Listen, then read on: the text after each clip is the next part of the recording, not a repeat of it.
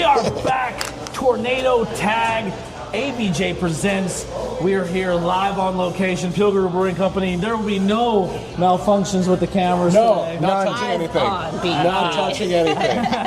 But we have a special guest joining us today. Chuck, Charles, whatever you want to call him, Horror Prince, WrestleStalgia. We'll go through all his rundowns here in a minute. Joining us for our TT Awards, we're going to be covering AEW, WWE, NXT, TNA. ROH, TNA, and we're putting in GCW into the major six here. Changing the game. They absolutely deserve it because to us, they're not just indie, they are one of the major players here and they deserve that. They deserve that. And I think Chuck's going to give us a lot of cool GCW moments. Now, the independent thing was stuff that we've seen, things we followed, things we went through, but TV is a wide open thing. So once again, our categories go as follows. We will go non-wrestler of the year, underrated of the year, story, most improved, disappointment, moment, promotion, commentary, show, match, tag team, overall men's and women, fashion, just men together, no men and women separate. False. I will still be giving men's and women's. Entrances, they will be together as well, and ring announcer of the year. Now, before we get involved, make sure you support all of our links below to follow us on all social media, on all major podcast platforms. And because we have a guest here joining us today, where can people find and support you? I am available at Horror Prince on Instagram, formerly on Twitter at X, no longer. But you can find me on TikTok as at Horror Prince. If you're looking for my wrestling content and everything I go to, at WrestleStalgia, that is WrestleStalgia.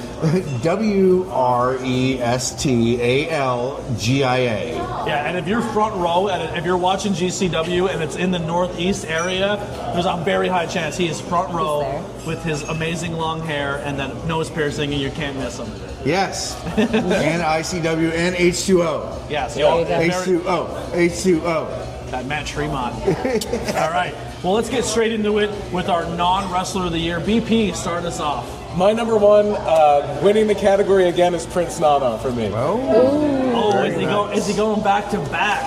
Always. My pick for non-wrestler of the year, I don't really have three, I'm going to be honest. I just have one for non-wrestler of the year.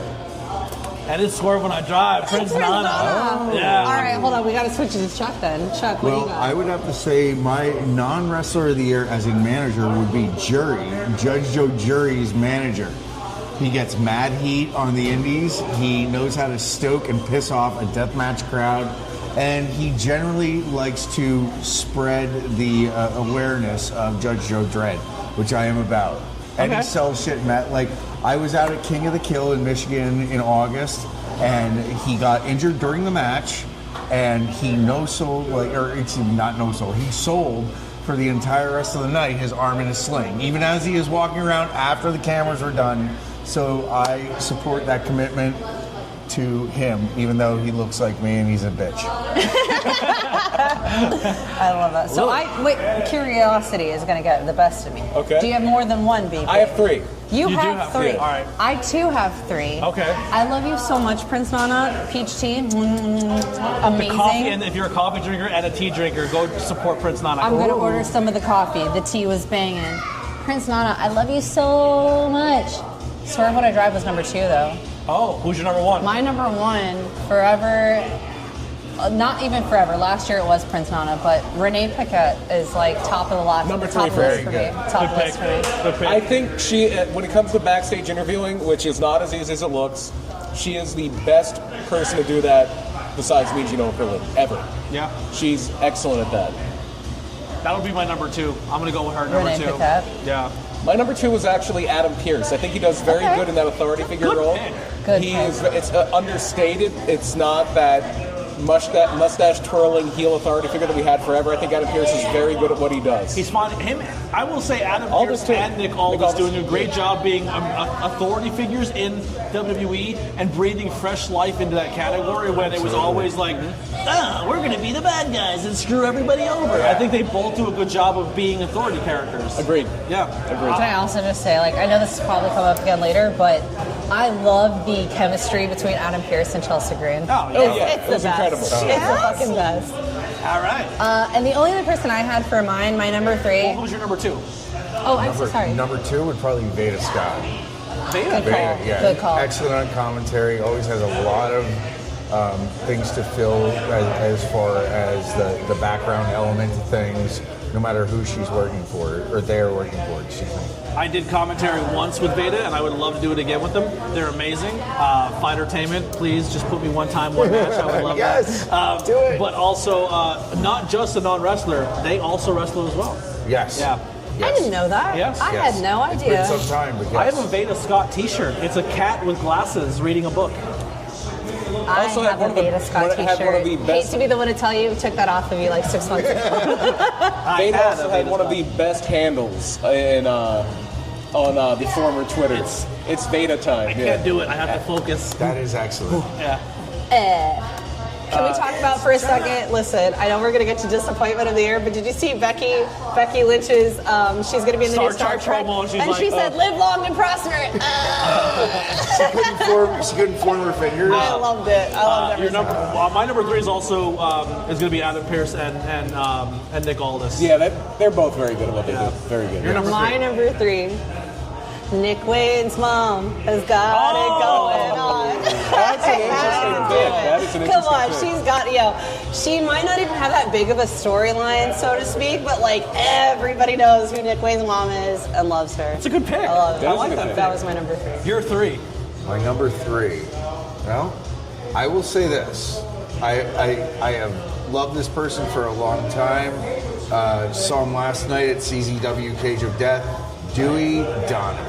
Oh, Dewey yes. Donovan.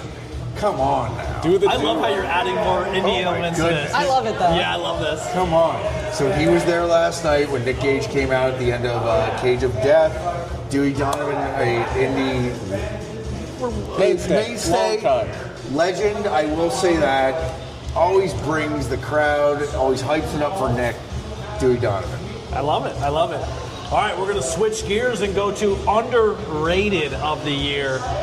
Do you want to start this one, or did you start the last one? I started the last one. I'll start but I this can- one. Okay. Mine, and I don't think, if everyone else says they're number 1, they're wrong. The number 1 guy, underrated, should be doing more, is Karrion Kross.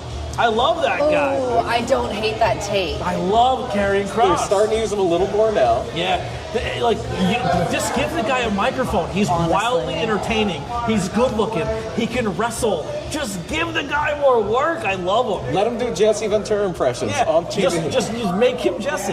His long hair is a great look to addition to him. I'm a Karrion Kross guy. That's my underrated of the year.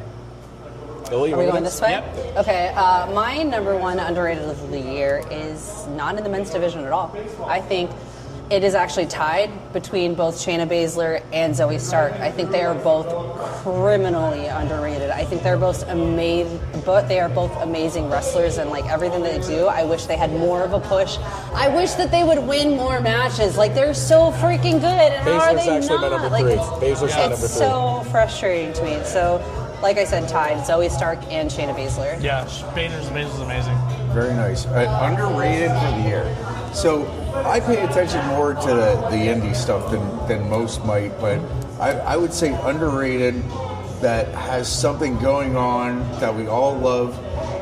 Cole Radrick. The reason I say this, he won the gold ring in GCW, the challenge for the title. At the time, Blake Christensen was the title holder. Who just tore apart on ROH. Him and Commander. Is that right? killed I it. haven't seen it yet. Oh my Which God. that leads into my.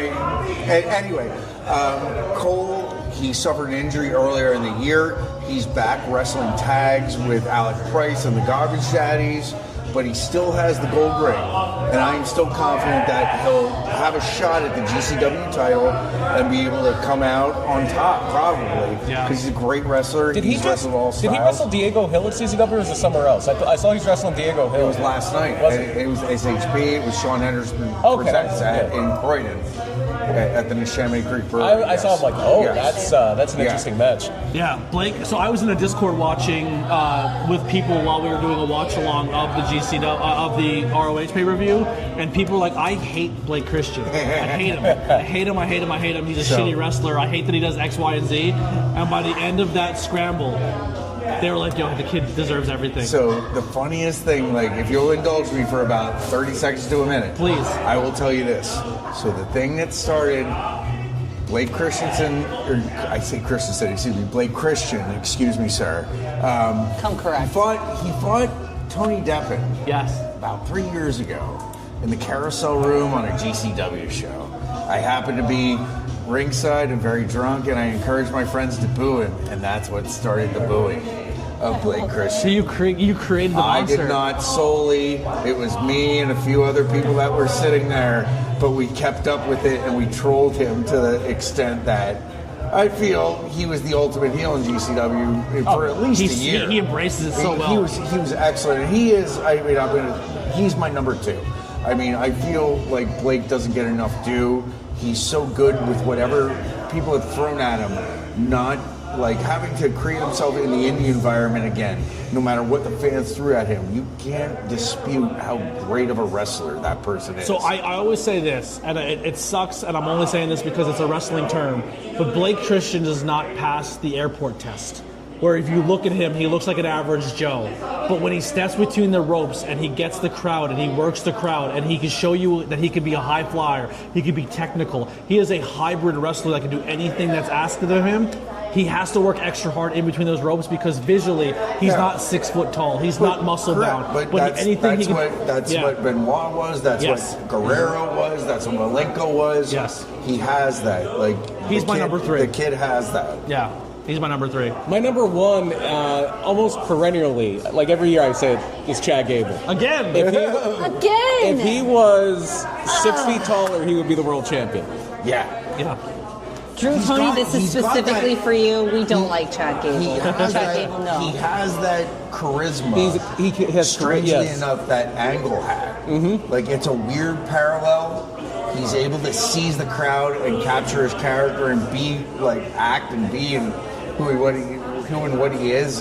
It's wonderful. He's also very good at being funny. He's also very good at being funny. Yes, I will say that. As far as like, so you guys keeping up with the podcast, I haven't been really big into wrestling for very long, but Chad Gable, like, I didn't know who he was a year ago. He got more and this now year I than know. last year. He I was did, gonna say, yeah. I know But who he he still is hasn't now. gotten enough, I know more of like a storyline of him. I've gotten to experience more and witness more of his, like, who his character is. And I won't say I completely hate it as a character. He's just a character I He love was a to strong hate. push for the Intercontinental Championship at one Yes. point. Yeah, that was really good, and they did some fun things with him, but I just think they could do more. Yeah. I just always said they could do more. My number 2 is going to be the baby boy of your non-wrestler. I'm going Nick Wayne. Okay. I think he's at a point in AEW where they can put more on his plate and give him more singles pushes Definitely. and give him more singles matches that he can show Definitely. what he can do. A part of me still is holding out faith that they're going to bring in Jordan, and then we can get Edge and Christian versus Jordan and Nick. That's my dream match. That would be an excellent dream match. That would be Oh my something. goodness. Fingers the crossed. East-West Express Yeah. against fucking Edge and Christian. Come on There's now. 2, like Edge and Come Christian on. came up together, Nick and Jordan came up together. Yes, it would be perfect. That'd be amazing. God bless you, Jordan. We hope you heal well and that you're training and that We love you. I'm sure that you'll be back to what we have known. Yeah. My 3 are done. Okay, my last one, my number 3, because 1 and 2 were tied for me. Number 3 is, and correct me if I'm right, it's Alpha Babes, right? The Alpha Babes now? What are they? The Otis and Oh, okay. Boss Babes? Tozawa What is it? and- Tozawa. yeah. Tozawa is my number 3. I think that he's great. underrated. I Yes. think he's so He's good, great but like let's just character throw work. him as like a little comedy and nobody. an excellent wrestler, He too. is Yes, such a absolutely. good wrestler. Again, criminally underrated. I think he's a really great I wrestler. just showed her a promo when we were doing our research for Saturday Night Main Event when Savage and Hogan were doing the handshake promo, and even when one person was talking, the other one was. like doing some Yes. sort of a And reaction. when Tao is not talking on the promo, He's still doing stuff. Yeah. He's still making himself It's seen. important. It adds Yeah. a sizzle to the steak. yes, he's so good, so good. What's your Well, my number 2 was Blade, so I don't know if Number you wanna, 3, yep. My number 3, underrated of the year. correct? underrated? Yep. Yes. Number 3, underrated of the year. Oh my goodness. I have an honorable mention then that we'll probably all agree on. We'll see. We'll see. No, we won't. I like to argue I want with to you say just for Billy argument's Starks only because I haven't seen much Ring of Honor stuff Yeah. with her this year, and I've always loved Billy Starks. You know? I was tempted to say Athena, but I know she's had a great push. It's just nobody's seeing it because it's on Ring of Honor. And the limited stuff I've seen of Billy is that she continually builds on her moveset and her presence, and I'm really loving the character of Billy Starks and the evolution that's happening before our eyes. My number 2 and 3 for me was Shayna Baszler. My number 2 was Brian Cage. And he is starting to get a little bit of a push in Ring of Honor, but just a phenomenal talent. Again, if he was 6 inches taller, he'd probably be the WWE champion. My honorable mention, and we'll move on, is one of the guys' beers we're drinking. Yeah. It's Tony Deppen. That guy needs more love. Like, had a great match with Zack Sabre Jr., got hurt, bounced back, and he's had many excellent matches since then. Yeah, he's great. Yeah. Give Deppen more love. First match back was against, what's his name? My beer's free? Right, thank you. He's not here, I'm joking. Love that. Yes. All right, storyline of the year. We'll start with Lily. Oh, okay. Okay, storyline of the year. There's only one answer. Mommy's always on top, right? Except for you're wrong. That's I my love answer you as so well. much. That's not my number one answer. Surprise. Plot twist. My number one answer is Drew McIntyre with CM Punk. Not bad. I think that was the storyline of the year. I think that was like, oh, what's going to happen next? Oh, he's tweeting about this? Let's find out what he has to say. It made you pursue the storyline outside of wrestling. Yeah, and not just what's going to happen next week. Like what's happening on the day to day and what's happening in between. It's a great pick. Yeah, great pick. I would have to say the Bloodline storyline, only because I don't watch WWE very often, but that is what always draws me back to the product. Beyond the Punk and Drew storyline, that has drawn me back to their product more, because it's more of a mainstream thing that. The thing is with that, I have more apps than I do cable. I don't have cable, so if I watch a wrestling show, it's more of a community environment where I come somewhere and we watch it. But I'd say the Bloodline. It's actually my third. I think it's starting to get a little long in the tooth, and hopefully they spin some things out of it a little bit. But yeah, I thought it was my third just because it was that overarching, and I already kind of said it. My number one is the Rhea Liv Dom love triangle. Yeah, my number one was just timeless Toni Storm this year. Everything she was a part of. I thought, and now adding the element at the end of the year where she comes back as Toni Storm. Like she was never there to begin with. But she was never there to begin with, and she's excited to be part of All Elite Wrestling. Like she is All Elite. Yeah, I'm so excited to finally meet Briscoe.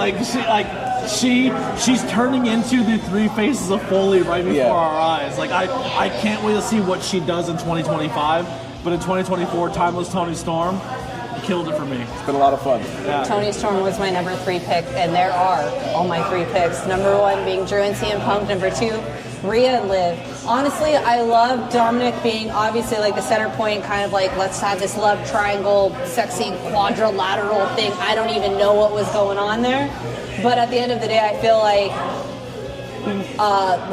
Liv before the whole WrestleMania thing, like that started kind of catalyst of the year of what was going on with the women's world title for the rest of the year.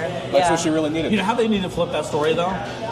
When it's all said and done. No more chicken nuggies. Liv has to become a vegetarian. When Dom, and Rhea all settle this score and Liv and Rhea get in the ring and beat each other to a bloody pulp, they just look at each other and they start making out and they then make out you, Dom. and they forget Dom. I would love that. You like how I just read your mind there? Women power, yeah. Oh yeah.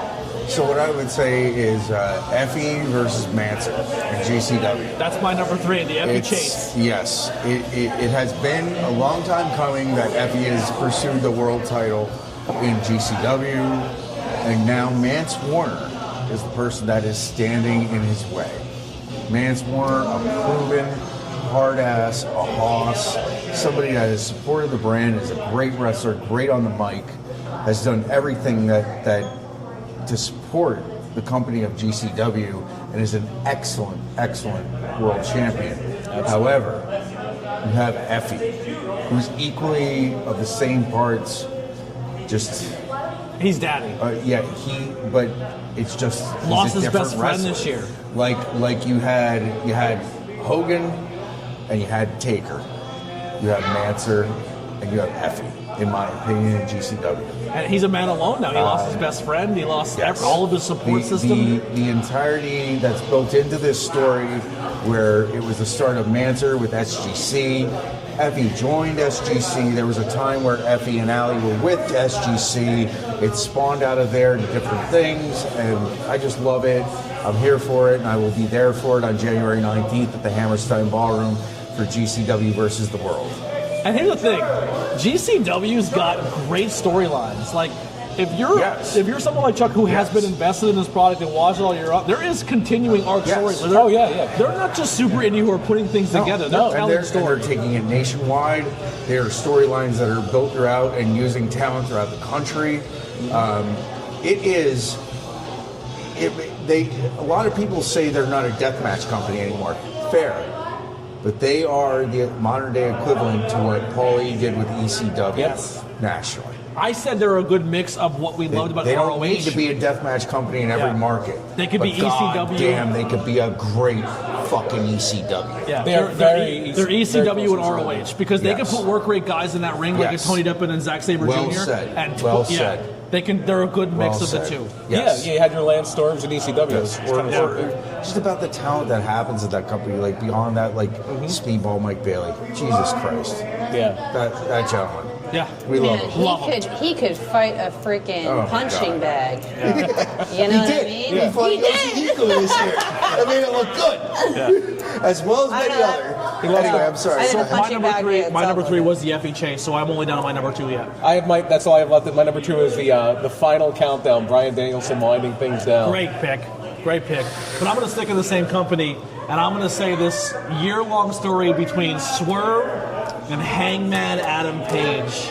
Yep, I think the Hangman coming back Samoa Joe in there because Samoa Joe being part of that when a storyline was over eclipsing him as the world champion, and he would walk out and be like, I don't care you're burning each other's houses down and trying to kill each other. Yeah. I'm fucking Samoa Joe. And you two have to go through me.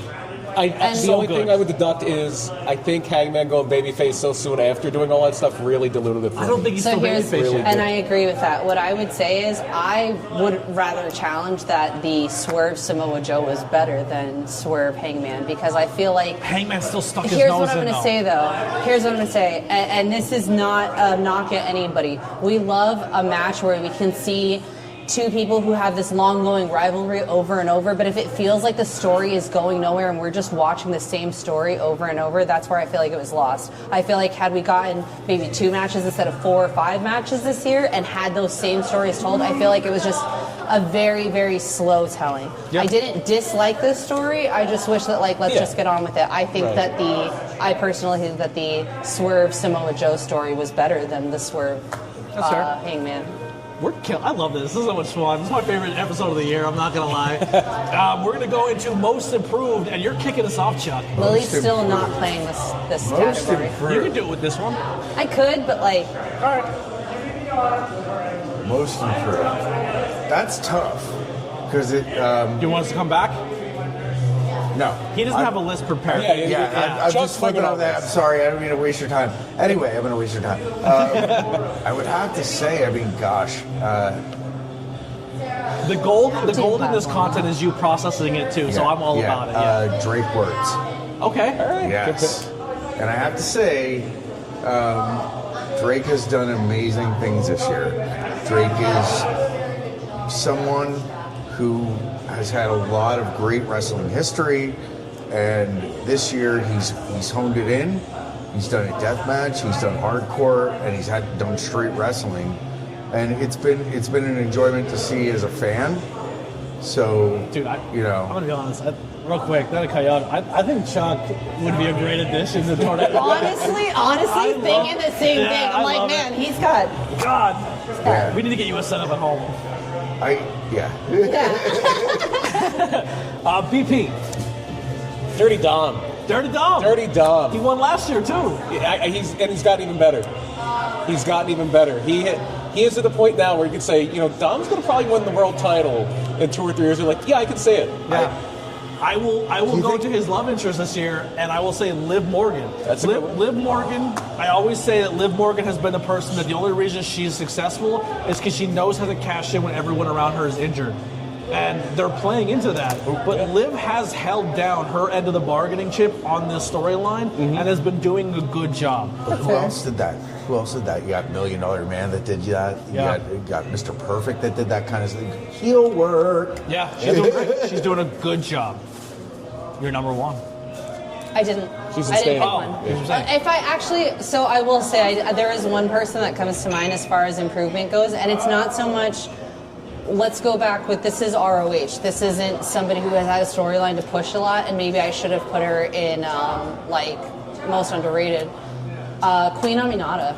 Yeah. I think that like from watching the first match where I watched her, it was just kind of like a presence, and now she has that presence on top of everything else too. Yeah, she's making a claim that she's one of the top stars in Absolutely. AEW. Queen Aminata. I'll circle back around so it gives you more time to think for your number two.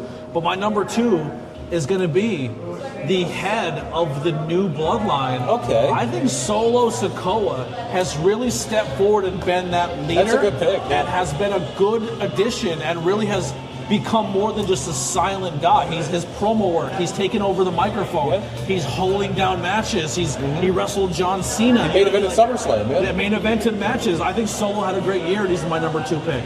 Mine is Anna Jay. Went to Stardom, worked on her craft. Very nice. Worked on her craft Very as. nice. You got to remember, and not everybody realizes this. When she came into AEW at first during the pandemic, she was only like 10 matches in. She was brand new, and Just a lot of faith. I figured as much. That's awesome. yeah, she was brand new, and she's finally starting to round it out. She's finally starting to put a lot of stuff together, and I think it's going to be a big year for her in 2026. Yeah. 2025. I mean. Very nice. And I 2026. would say, I mean, I have to go back to what I know, but like Dr. Redacted, a independent wrestler, deathmatch wrestler out of Chicago now, excellent. In the last year, what he's done to get himself out there, wrestle in the deathmatch circles, things like that, I'm excited to see what 2025 holds for him. So I'm going to say this right now, Chuck. The reason why I want you to be a major player on this podcast, your passion when you speak about GCW and this independence scene, I fucking love it. That's what I love. You make me want to watch it. Yeah, like I want to look these people up now. Like I love that. Like I love it. My number three. I get, like, on top of that, like beyond Dr. Redacted, you have Tommy. There's like countless people out there that need to be seen for the work they have and that aren't. Well, you might like my number three. My number three started at WrestleMania weekend. This kid went out and worked his ass off. When I came home from London, I was in an airport wearing a wrestling t-shirt, and these random ass people were like, "You like pro wrestling?" They're like, our neighbor's a wrestler. And they go, his name is Jimmy. And I go, Jimmy what? They go, Jimmy Lloyd. I said, do you mean Jimmy fucking Lloyd? Broski Jimmy. Because Broski. Jimmy, Funny story. 2024, Jimmy worked a Mike Bailey schedule WrestleMania weekend. He went everywhere that would. He wrestled Ultra Madness. He did death Dude matches. lost like a good chunk of his scalp in that Ultra Madness match. I was this close He to put the it. work in this year, and he put a lot of character work in. Jimmy is one of those people that is easily overlooked for his hard work ethic and effort, but every time he shows up, the crowd, we're there for him. And I could say, entertainment. It was like I didn't think this crowd would know who he was, and they loved him.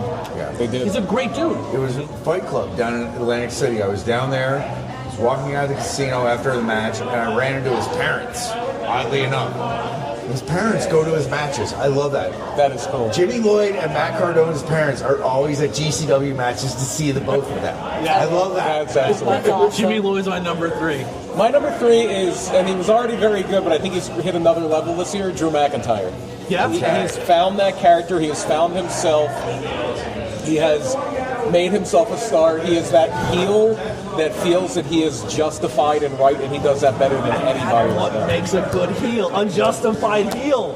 And WWE is doing that very well with the They are. heels. Very well. So I will say, I know I said I didn't have anybody else, but now listening to everybody, Tiffany Stratton. Tiffany Stratton went from she was on NXT first, right? Like at the beginning of this year, she was still NXT, correct? Yeah. And then she got signed on. Now she's Miss Money in the Bank. Like she's killing it. Everywhere she goes, everybody knows who her name is. We know it's Tiffany time. Like let's get it done. Tiffany was like the girl in NXT that everyone said was going to be the next big thing, and then she moved up, and they're like, all right, put up or shut up. Right, and she did, and she put it up. Money in the She bank did not on just her, talk and about it. She was about it. And she did it with a girl who was fired and came back with Nia Jax. Yeah. And you know what? Let's go back for a second. Nia Jax. Can I go back for 1 second?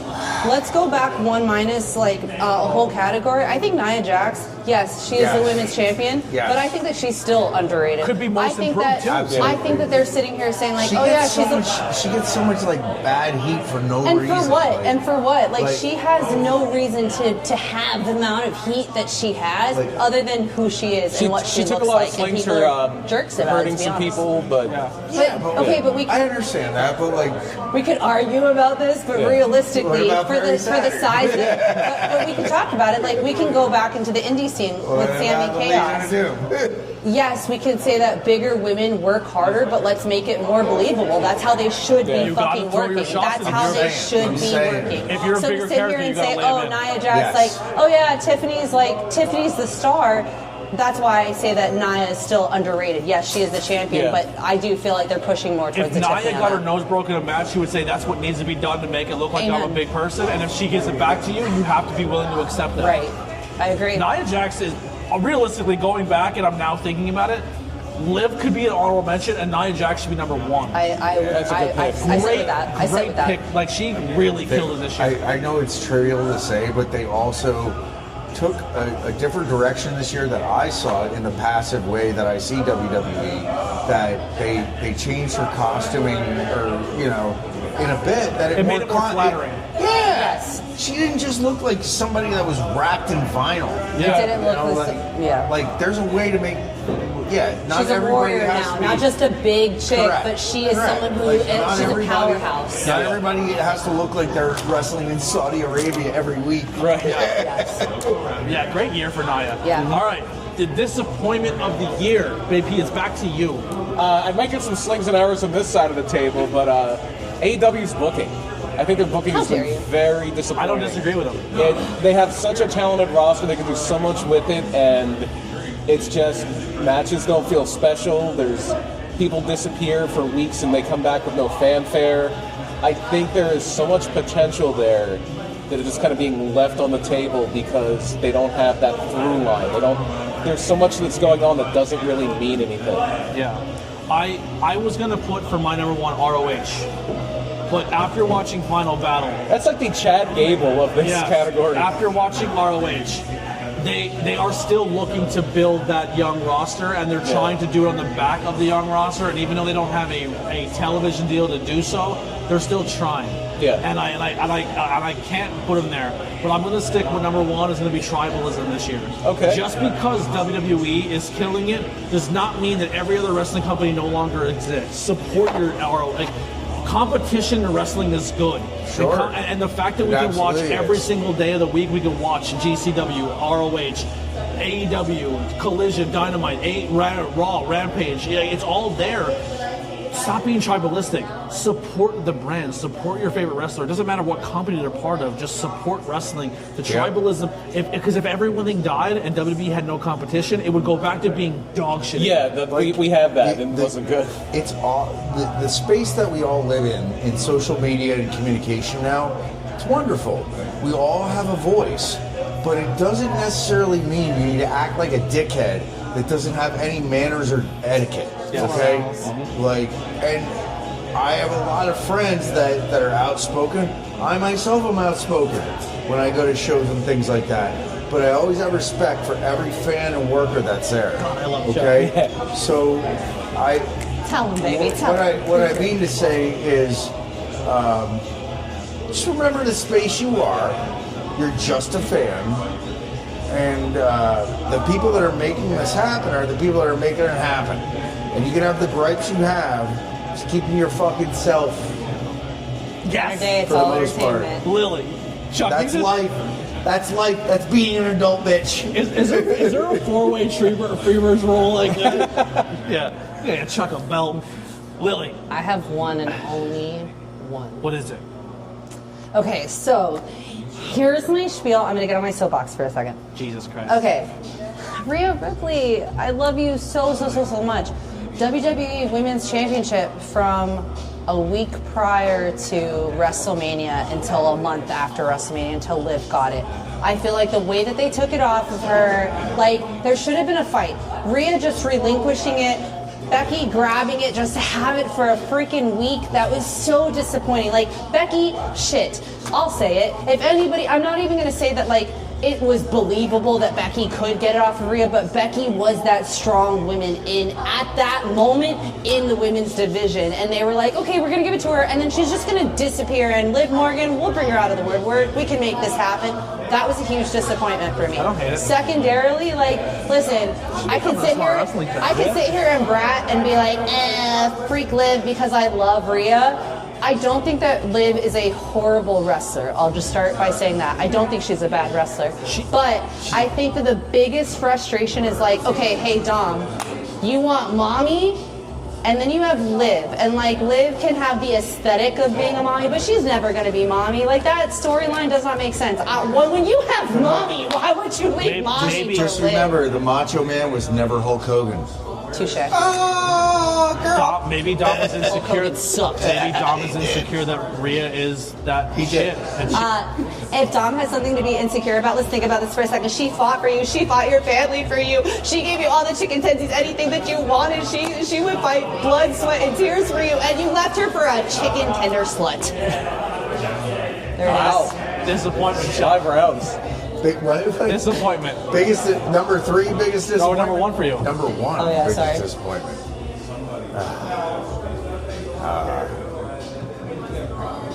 It's tough. I would have to say the betrayal of Allie Catch. Oh. As someone who always wanted to see a bussy match Yes. live, that hurt my heart. Allie, you broke my heart. I still love you, but you broke my heart. I love Allie How so dare much. you betray Allie? Here's a question for you. You had to choose Allie or Sawyer. As far as what? As like a tag favorite- team partner? No, a tag team partner? Tag team partner. Sawyer. Yeah. Yeah. Because I know that we can just wrap ourselves in barbed wire and just jump on people. Yeah. And also, I will say this of Sawyer Rack. Amazing person. She had a great year, too. The first time I met Sawyer Rack outside of a show at a GCW show, I knew that she, we had a conversation about her like harboring cats. Because she's originally from Florida, I guess still lives down in Florida, but like she takes cats in. So that was like a babyface thing to me, like to be able to Sawyer have had a great year this year. Really put herself She on the did. map. She put a nice cap on her career. Yeah. I hope they're happy with where they left off. They should be. We all love her as a competitor in indie wrestling and deathmatch wrestling. Yeah. My number 2 is going to be TNA. TNA, especially now that it seemed like they had some momentum going. They did. And now they parted ways with Scott D'Amore. They had an agreement with WWE, which really seems to be WWE scouting people out. And it does, but like, it's the interesting thing about that and now they're was talking the about fact pay that cuts. they talked about pay cuts, but right before that they brought Tessa Blanchard. Yeah. Which I have to say, like, that was a controversial thing to most of the wrestling community, which is fine. Everybody's opinion is welcome. But the thing of that is, it's like, at what point do you let somebody back in at that point? It's been many years now since I'll that say this: happened. having a personal conversation with Tessa is her story to tell, and as someone who's very, very, I don't mess with people if you're a bad person. I worked with Tessa twice in 2023. Yeah. And 2022. she had no reason to tell me her story or her side of it or how she feels or what went down.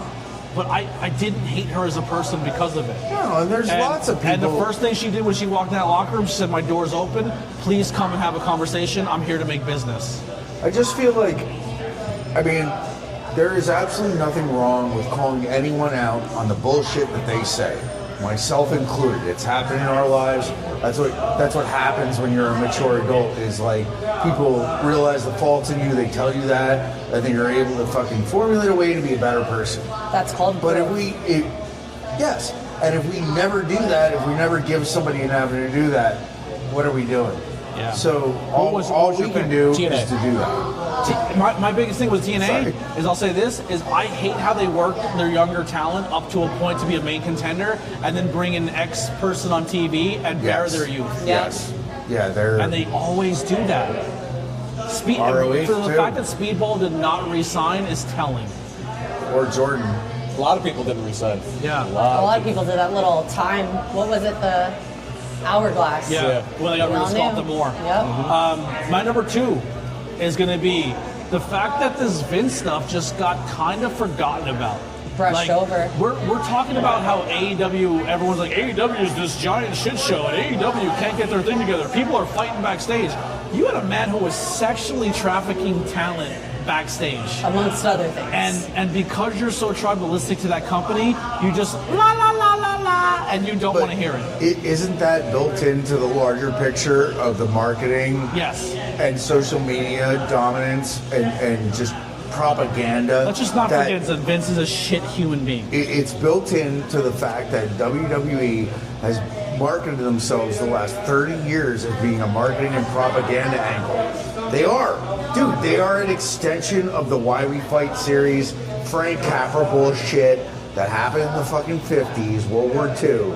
You don't have to look very far to understand how our culture has just peddled shit to our brains. They also did a really quick and really effective job of really centering Triple H as the public face of the company. Yeah. You're right. Yes. They did a good job of kind of erasing Vince. Yeah. Yep. Lily, number 3 for you. I only had the one. Oh, okay. I had the one and only. Do you have a 2 or a 3?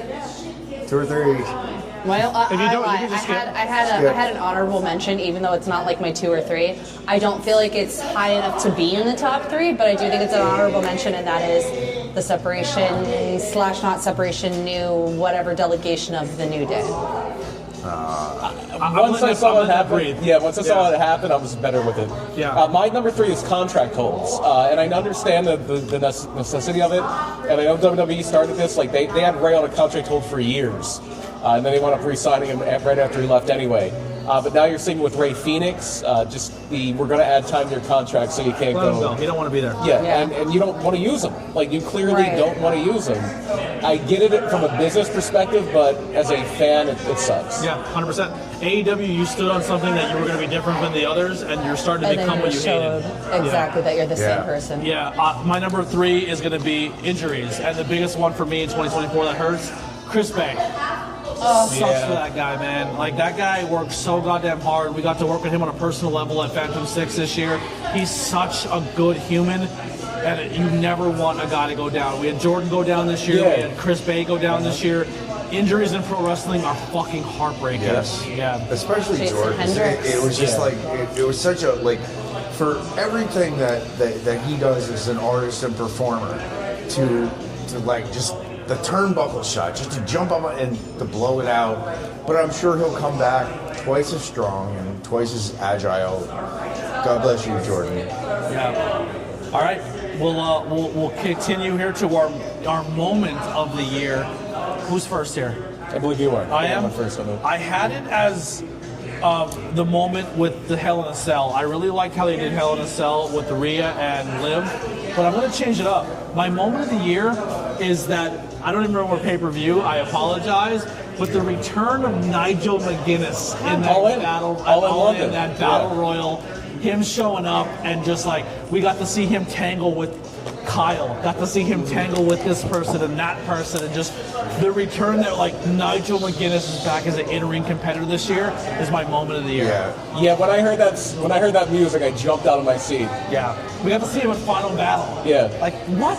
In the Hammerstein Ballroom, Nigel McGuinness? That's my moment of the year. Okay. Lily. I don't know if you remember my moment of the year. The first time I think I ever screamed, jumped, hollered almost through my entire body at a TV that I'm watching was Damien's Money in the Bank cash-in. I lost my shit for that. Amazing. That was my favorite moment of the year. Yeah. And all of Judgment Day being out there watching, like, it was just all together a beautiful moment. Yeah, him winning at Mania and being that close to the Monster Factory. Yeah, okay, so look at it wasn't even just that. It was CM Punk being in there too. Like that whole match, that whole just spot, it was just all together. I think I made her a CM Punk fan. Don't hold your breath. Just kidding. He's alright. So, moment of the year. Do I get 365 days or just 2024? 2024. We do 2024. Just 2024? Okay. So it would be sitting at the Collective at GCW during WrestleMania weekend, and somebody nudging me to my right and being like, "Yo, CM Punk is over there," and it was during Bloodsport at Collective, and looking over and seeing fucking CM Punk just sitting there. You've seen Charlie Dempsey versus versus Matt Mikowski, right? Oh yeah. That's my moment of the year. I mean, that was great. But I love Matt Mikowski. You have to understand, I'm a giant CM Punk mark. So seeing him sitting next to, I won't say my favorite independent wrestler, Brett Lauderdale. But it was pretty fucking cool. I'm gonna go on the other side. It's Real quick, you know what the best part about CM Punk is? He's a Bret Hart guy, but he's so much more Shawn Michaels than he is Bret Hart. Yeah. He absolutely is. He's a cunt. He is the biggest cunt. But that's also kind of, because like, we live in an era, listen, we live in an era of time where you need cunts. Yeah. We need cunts. Yeah. First time that word's God been used bless the in the show. cunts.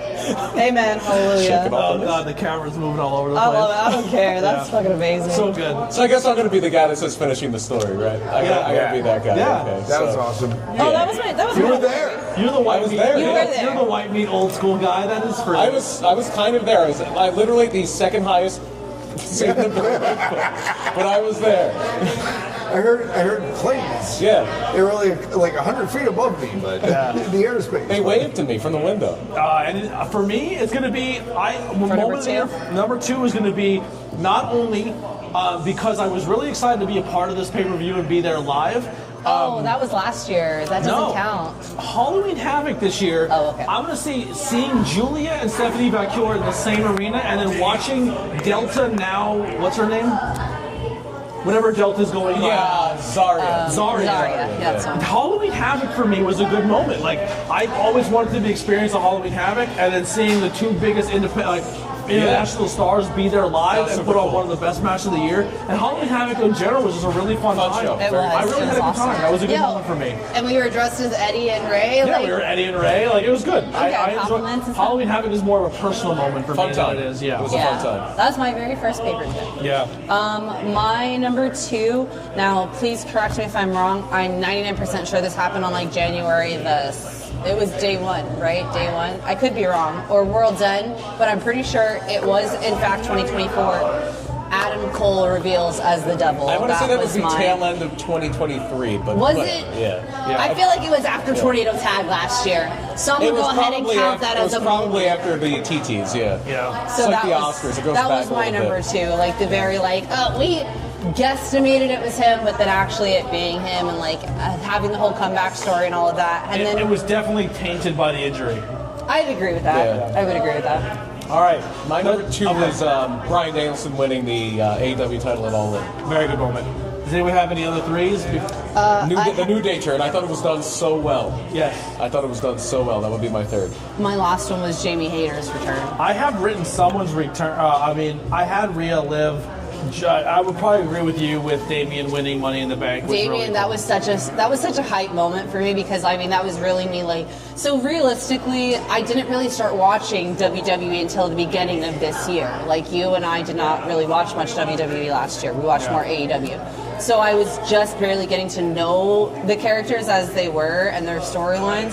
But then we actually got to go experience WrestleMania and all of that. But then actually going home after having Suplex Mania all day and having all of that excitement, and then going and seeing one of my favorite wrestlers, he's cashing it in! He's doing Let's go! Like, that was so awesome to me. But the only, like I said, Jamie Hayter coming back, I feel like was a big moment for a lot of people as well. Yeah.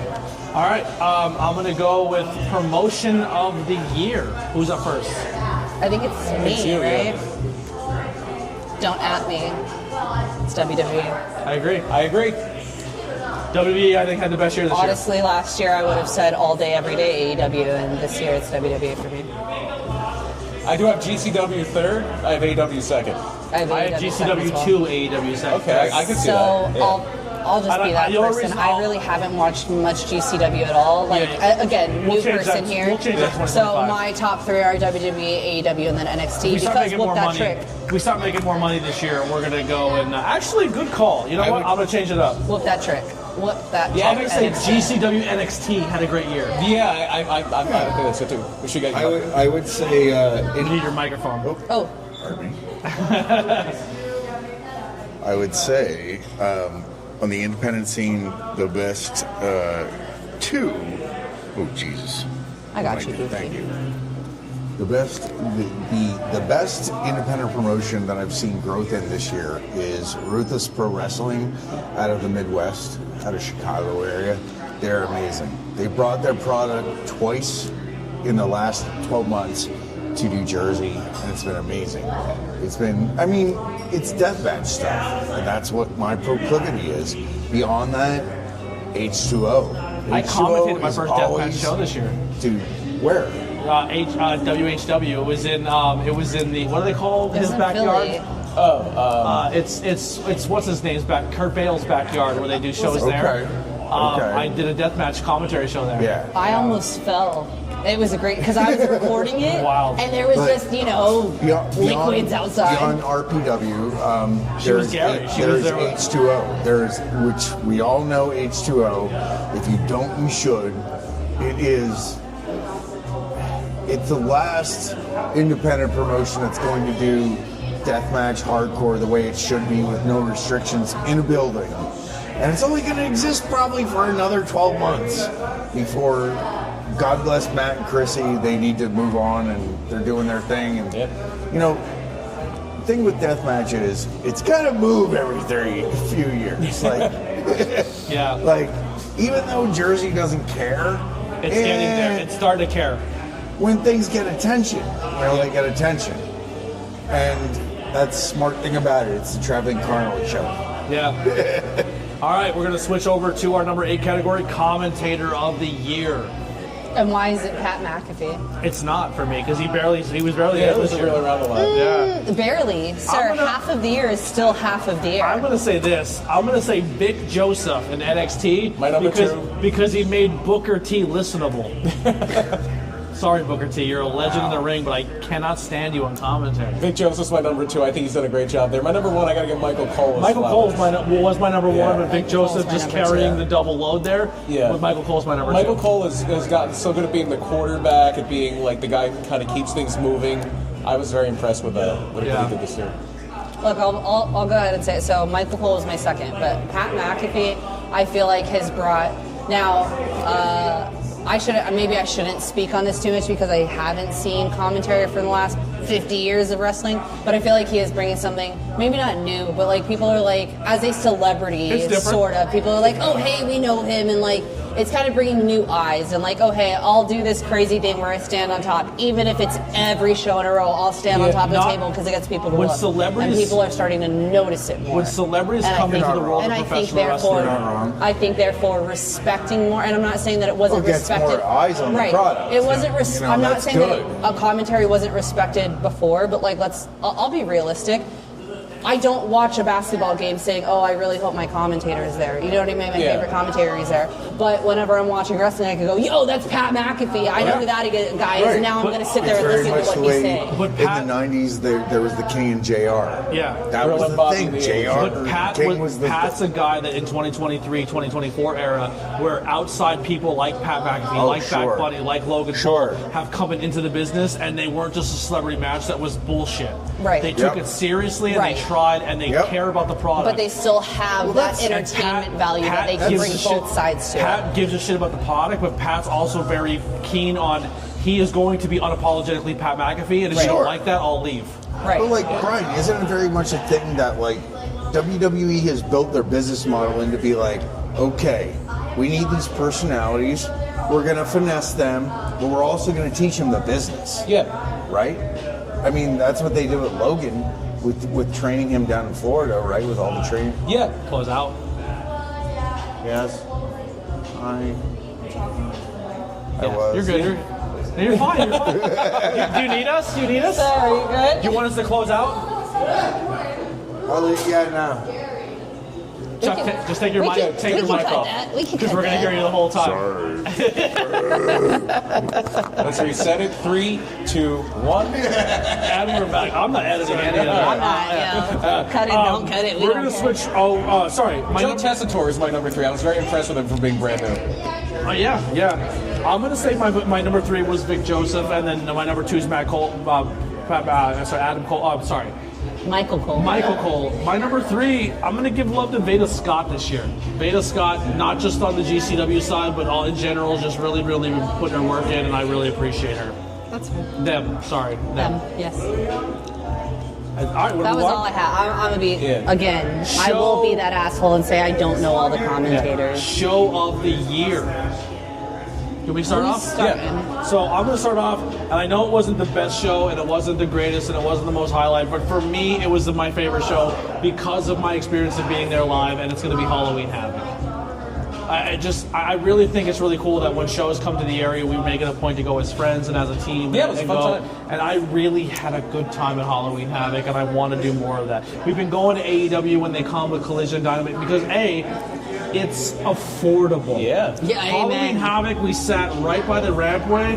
Pay and $25 a ticket. $20. We're not made of money. This world is expensive. TKO, I love you, but make your things expensive, affordable. I can't go to WWE shows because Raw tickets are $100 and some. I'm not doing that for a Monday Night Raw that you're gonna smosh finish the main event. We walked out of a main event on Raw because it was that. But Halloween Havoc was a fucking blast. Yep.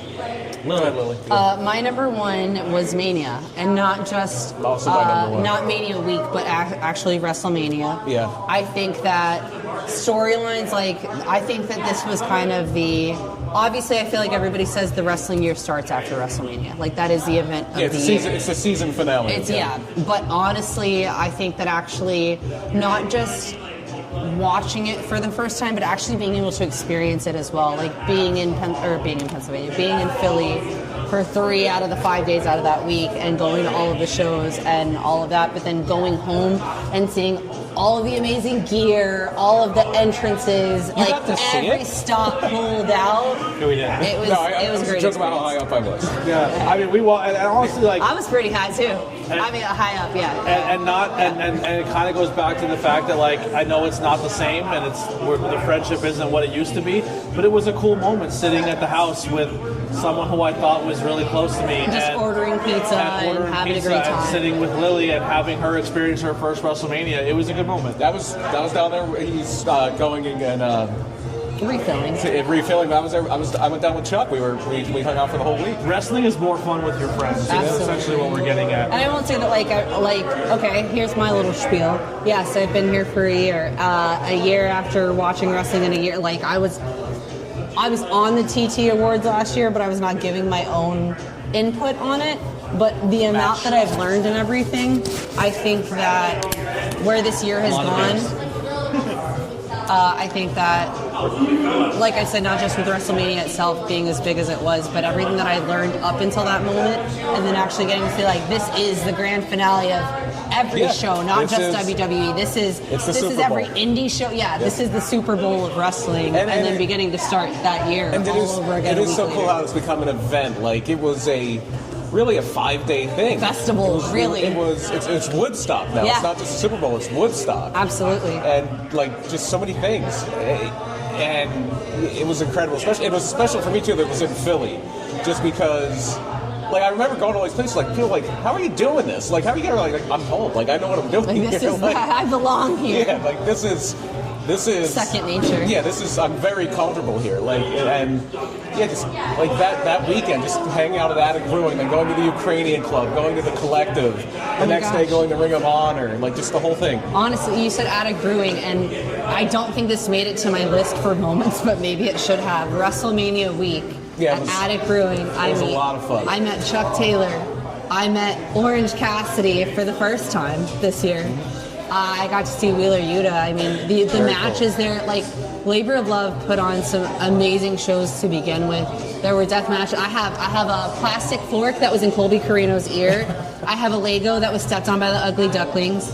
I have a Pokemon card that was used for a paper cut spot. Like, I've got it all, man. Like, I have souvenirs, but every moment that I got to experience there, not only just experiencing matches, but like, for those of you that do follow me, my very first interview was done WrestleMania week. Like, me starting my content was done WrestleMania week. So like, that, as far as wrestling goes, was really important to me, but that kind of was like, I don't want to say that I started taking it more seriously, but up until then, like, wrestling was kind of more entertainment, and then it was like, yo, this is really a lifestyle. Yeah. You really dove in head first Mania weekend. I'm gonna speed through my 2 and 3. It was All In and Backlash in France.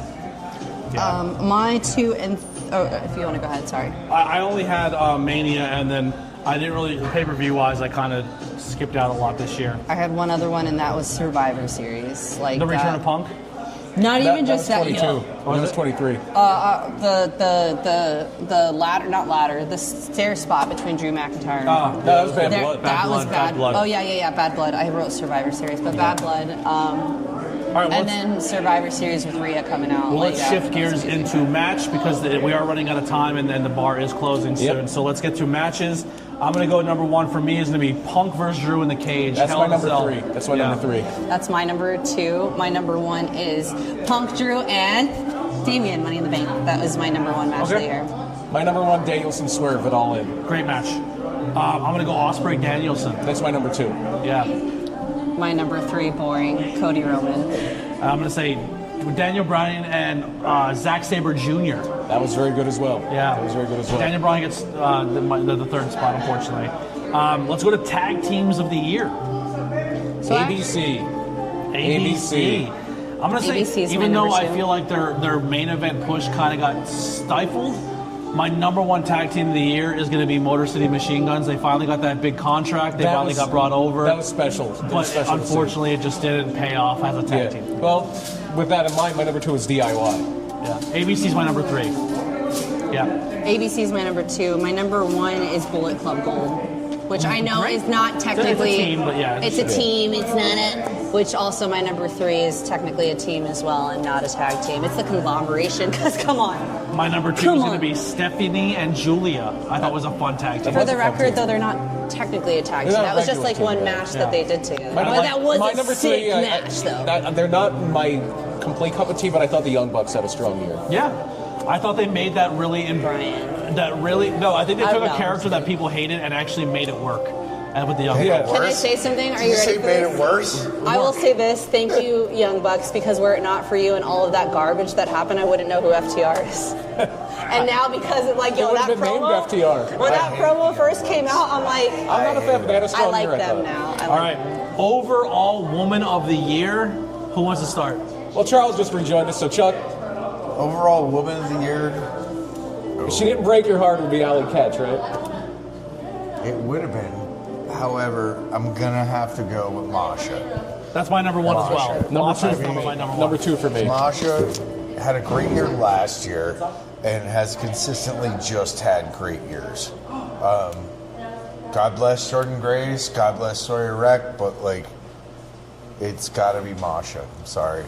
My number 1, Roxanne. Roxanne Perez is my number 1. ooh, good call. But you know me, guys, and if y'all know me, Mommy's always on top. Mommy was always hurt this year. That was the problem. Mommy was always hurt this year.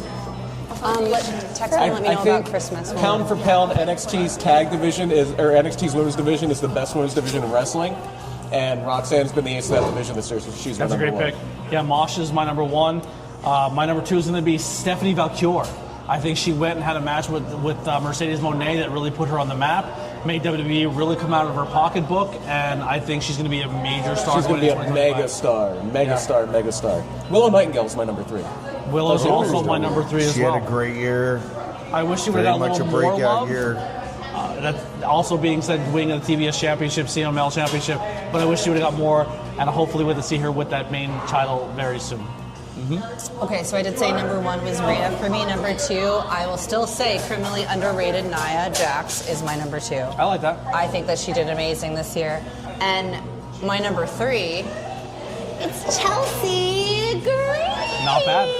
So Had to entertaining. be. So It had to be. She deserves that spot. I'm so glad she's a champ now, too. We're going to go to the overall men of the year. Yep. We'll start with you, and why is it Daniel Bryan? He's number 2, actually. Number 2. Only wrestled for part of the year.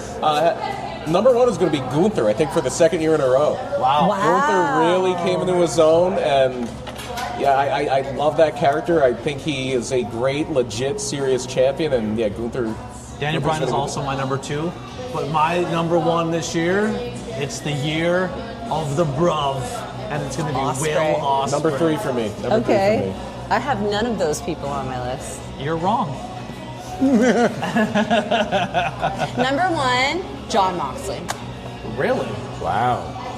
Okay. Not my cup of tea. Go ahead, call me wrong again, because he'll come and smack the crap out of John, you. I love you. Yeah, that's what I but thought. Bruv was the year this year. Do I mean, not that's fair. threaten It's a good people one. with Jon Moxley, please. Yeah. He must show up. I'm sorry. Did that sting too soon? Too soon. And then so very, very, very, very, very close second for me. Number 1. Swerve fucking Strickland. Swerve had a great year. Number 1 wrestler. Yeah. Men's. Yeah, sorry. Number We 1 just skipped wrestler right of the over it. year. I mean, I have to go with Will Ospreay. Yeah. He had a great year. He had a He great did year. have a great year, It's rigged.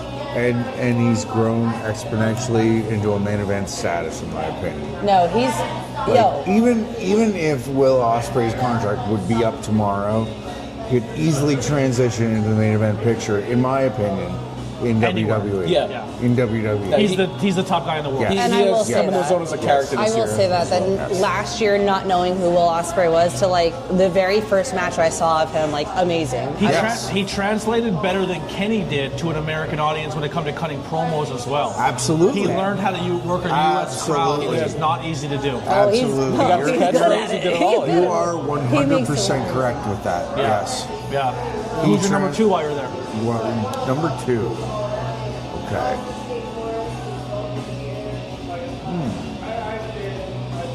Pass. Sorry. You have your number 3? My number 3 is Will Ospreay. Will Ospreay. Yeah. I'm going to go with Damian Priest, my number 3. Strong year for him. Yeah. Great year for Damian. Oh damn! My I'm number surprised 3 all of us was said Cody not. Rhodes. That's surprising. Because The Rock chopped his balls off. Yeah. I love you, Cody.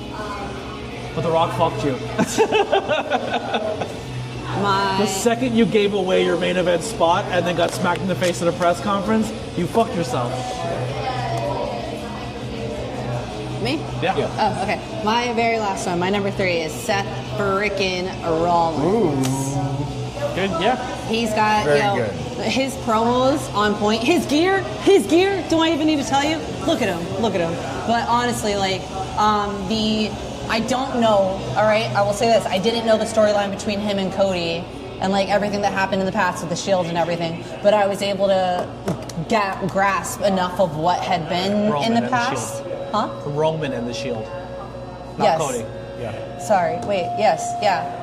Yeah, Seth, Roman, yes. Anyway, and then going. But yeah, my point being that the storytelling itself, not knowing the past of what had happened and everything, and able to see, like, the tumultuous side of, like, how do I pick what's good and what's right and everything like that, I really enjoyed all of that also. I think they can make some really justified heels with Seth Rollins, Drew McIntyre, Oh, yeah. and Kevin Owens this year. For sure. Get a new Shield.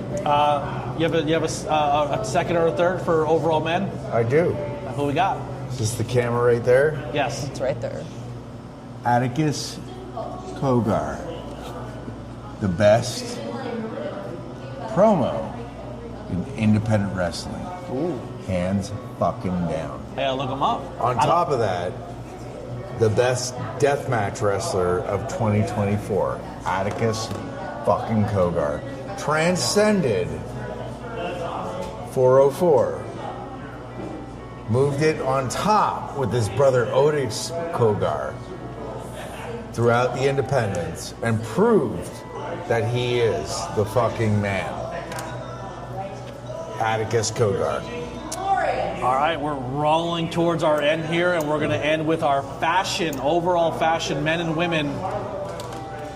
Number one, because this fashion category was my idea completely. I'll start it off. Are you doing Fashion. men or women's first? It's together. Well, hold up, wait, because I don't know if we said this before. Men's division, women's division. We are not going off of pronouns or preferred pronouns. This is specifically off of what division you are It's put into. overall fashion. Not just like if you are they, them, anything in between. We do not disrespect that. We are just going off of division. Yeah. Overall fashion, men and women together. No, I'm not doing that. Well, you can do your song, but Okay, well I don't then. think we have enough to do all three. So I do. My number one is going to be Seth Rollins in mummer gear. Oh yeah, that was WrestleMania. incredible. Yeah. Mummer here. I don't Right even person, remember happening. wrong though. That Yeah, was he Mania. probably- Yeah, yeah. he He came out with all the mummers. mummers. Yeah. Mummer gear, Seth Rollins, my number one. Okay, female. My number two is a female. Oh, you're doing overall 1, 2, 3, like Yes. not okay. Yeah. I didn't even think of the mummer Seth Rollins. Now I'm a little bummed that I didn't think of that. Mummer Seth Rollins, gear number one.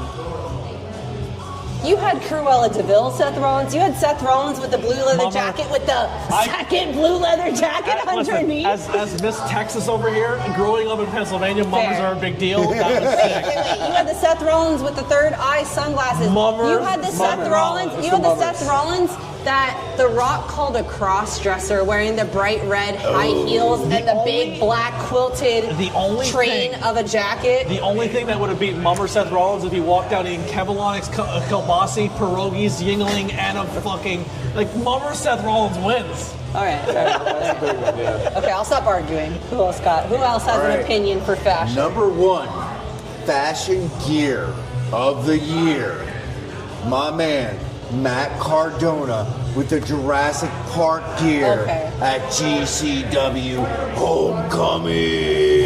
He came out with a Jeep too, right? The You Jeep. know what? He came out with a Jeep with the spikes, the Raptor spikes. They made it into an action figure because that's what Matt Cardona fucking does. Baba Booey, Baba Booey. Howard Stern's penis, Howard penis. I love that everybody just starts yelling it. Well, I think Matt Cardona would like my pick, which is Chelsea Green with the gear with all of the Chelsea Greens on it. Yes, that you just wanted. Yeah. Okay, so if we're gonna go off of that, I will say my number 3 pick, and the only reason that she wasn't a higher What's pick. your number one? I'm not. I'll get back to that. So we're talking about Chelsea Green wearing her Thanks, own Matt. face on her outfit. Becky Lynch's outfit for Mania had the manuscript from her book Yeah. on it. I Yeah. thought that was amazing. I think that was so dope. good. Let me tell you why it's not number 1. Whoever did her design, you made her into a Marlboro Black 52's meme. How could you? How could you? Girl. Who's your number one? My number 1 pick, all right, so for men, it is Seth Rollins for all of the gear. overall. Uh, Just the overall. mummers, just the But mummers. for women, it's actually Rhea Ripley because she does the Chelsea, or not the Chelsea, she did the China homage this year. She did the black and white Harley Quinn. She did the Crow for, was that Survivor Series last year where she did the Crow makeup? I like this year with the mask. That's my all number of 2. the mask, and that was what I was going to Yeah. get to. That was my number 1. That's my 2. She can do so many different looks and still be that powerful powerhouse woman. But when she did the Survivor Series, War Games, yeah. all of her gear was based off of her husband and stuff that he's worn, and I thought that was such a fucking cool That's my thing. number 2. That's my number 1. Yeah. My number. Oh, go ahead, Chuck. I'm stopping over Chuck. It's fine. Do you have anything else? Matt Cardona and Chelsea Green when she got her American citizenship and they did the whole America everything. That was a great one too. So how can you not include a guy that has not 1, not 2, not 3, not 4, but 5 boas? And Damien, Jesse the Body Ventura is number 3. Saturday Night Event. All right. All right. Oh. Entrance of the year. I'll just take it again, and it's number 1, Seth Rollins with the Mummers Band. Yep. It's number 1 again, Rhea Ripley. Come on, it's still Mania. But with Motionless in White doing it, and they all, I mean, yes, I know that they all kind of have a similar aesthetic, but they look just like Rhea Ripley. It's number 2 because Motion in White is from Pennsylvania, but they still don't. Motionless in White still don't beat the Mummers. That was my number 2 for me. Yeah, Motionless in White. Yeah. Number 3 is also be Mania for me. Damian Priest. My buddy Mania. Mike Do you want to know used what to my be in number that 3 band. is? He used to be Tony in that with his band, MF and then when they Doom became popular, MF Doom he dropped out of that band because they went on work tour, and he was like, I don't want to do this no more. And now Mike is a good man that lives in Northeast. Well, no, not Northeast, but New England. There you go. I love that everyone looks at me and they're like, just say something right. Don't be so drunk. No. Sorry, I'm drunk. My stupid number 3 pick that I feel like it had to be on the top 3, right?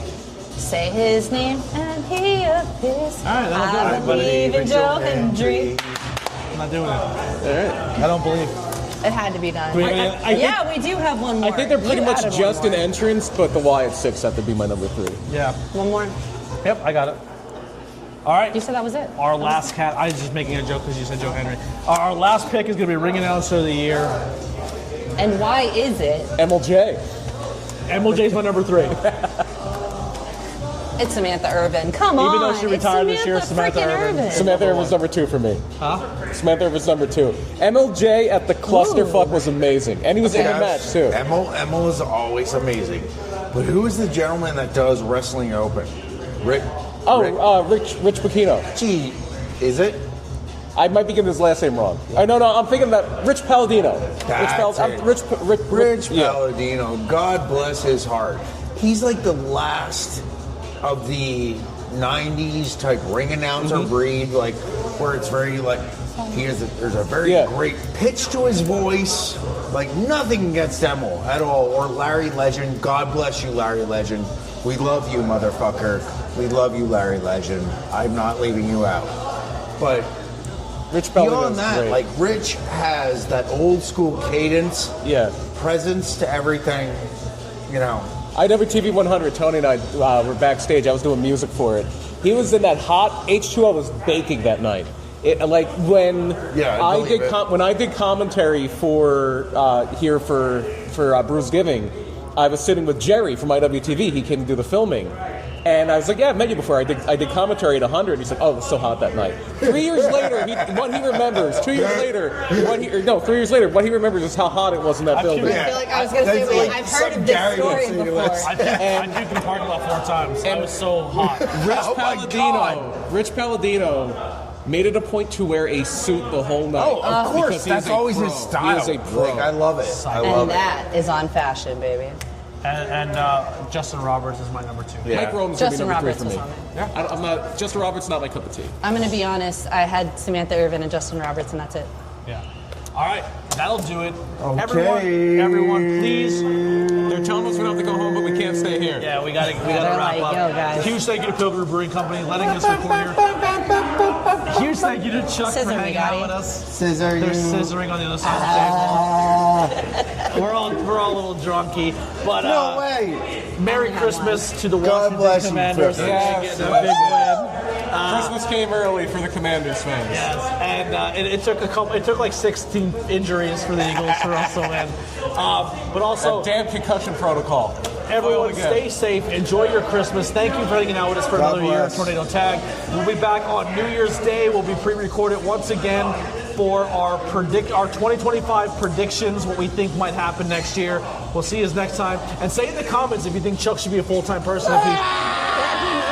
If we need to get him a microphone and some stuff at his house. But we'll see you guys next year. All fucking day. Bye.